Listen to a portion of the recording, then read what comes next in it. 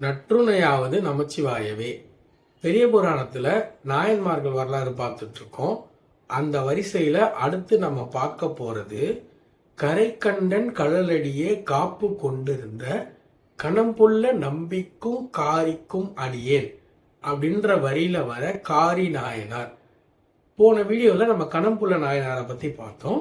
இப்போ காரி நாயனார் அவரை பத்தி பார்க்க போறோம். காரி நாயனார் அவரோட அவதாரத்தலம், அவர் பிறந்த ஊர் திருக்கடவுர். இன்னைய தேதியில் திருக்கடையூர் அப்படின்னு சொல்றாங்க. திருக்கடவுர். அமிர்தகடேஸ்வரர், அபிராமி அம்மன் இந்த ஊர் கோயில்ல இருக்கிற சிவனோட பேரு, அம்மனோட பேரு அபிராமி அம்மன். அமிர்தகடேஸ்வரர் யமனை வென்றவர், மார்க்கண்டேயருக்கு அந்த ஒரு பதவியை கொடுத்தவர், ஆயுள் நீட்டி கொடுத்தவர், பல பேர் பெற்ற கோயில். அபிராமி அந்தாதி இந்த ஊர்ல தான் பாடியிருக்காங்க. இந்த கோயில்ல தான் அபிராமி பட்டர் பாடிய அபிராமி அந்தாதி. இந்த மாதிரி பல விஷயங்கள் இதுல இருக்கு. இந்த காரி நாயனார் இந்த ஊர்ல பிறந்து வளர்ந்தார். இவர் ஒரு அந்தனர். அவர் இந்த வரலாறு ரொம்ப சின்ன வரலாறு தான். அவர் எப்படிப்பட்டவர் அப்படின்னா, ரொம்ப சிவபக்தி அதிகம், தமிழ் பக்தி அதை விட அதிகம்.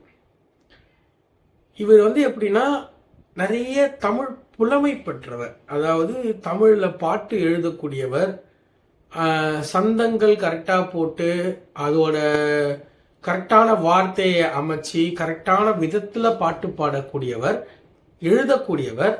அப்படிப்பட்டவர் இவர் என்ன பண்றார் அப்படின்னா, நிறைய பாடல்கள் எழுதுறார். இவர் எழுதுற இந்த பாட்டு எப்படிப்பட்ட பாட்டுன்னா, இறைவனை பத்தின பல பாட்டுகள் எழுதுறார். மன்னர்கள் கிட்ட போய் இந்த பாட்டெல்லாம் பாடி காட்டுறார். மன்னர்களை பத்தியும் பாட்டு எழுதுறார். இவரோட பாட்டுக்காக பல பரிசுகள் இவருக்கு கொடுக்கறாங்க.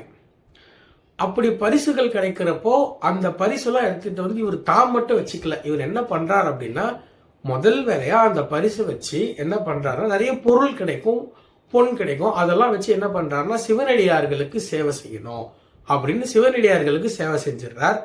அது மட்டும் இல்லாம இவர் என்ன பண்றாருன்னா, அதை வச்சு பல ஆலய பணிகள் செய்யறார். கோயில் பணி, முக்கியமா திருக்கடவுர் அபிராமி அம்மனுக்கு அந்த கோயிலுக்கு நிறைய பணி செஞ்சிருக்கார். அதை தவிர இவர் நிறைய கோயில் பணி செஞ்சது மட்டும் இல்லாம சில கோயில்களையும் இவர் கட்டி இருக்கார். இவர் தான் நம்ம காரி நாயனார். ரொம்ப பெரிய வரலாறுலாம் இல்லை. இவர் காரிக்கோவை அப்படிங்கிற ஒரு பெரிய பாட்டு எழுதுறார். அந்த பாட்டுல அவர் என்ன பண்றார் அப்படின்னா, ஃபர்ஸ்ட் பாட்டை எழுதுறார். எடுத்துட்டு போயிட்டு 3 ராஜாக்களுக்கும் மூவேந்தருக்கும் அந்த பாட்டை எடுத்துட்டு போய் பாடி காமிக்கிறார்.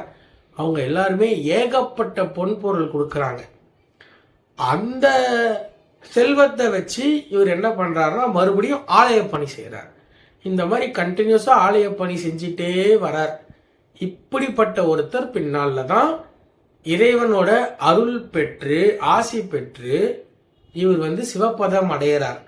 இவருக்கு இறைவன் கொடுத்த ஒரு முக்கியமான ஒரு விஷயம், அதாவது ஒரு சிவபதத்திலையும் ஒரு பெரிய விஷயம் அப்படின்னு சொல்லணும் அப்படின்னா, இவருக்கு இறைவன் ஆசி கொடுத்ததே என்னன்னு கொடுத்திருக்காருன்னா, இந்த மெய்யுடலோடே கைலாயம் அடைவ. அப்படின்னா என்னன்னா, உயிரோடவே அப்படியே கைலாயம் சேர்றார். அப்படியே மனுஷனாவே கைலாயத்துக்கு போறார். அப்படிப்பட்டவர் தான் நம்ம காரி நாயனார்.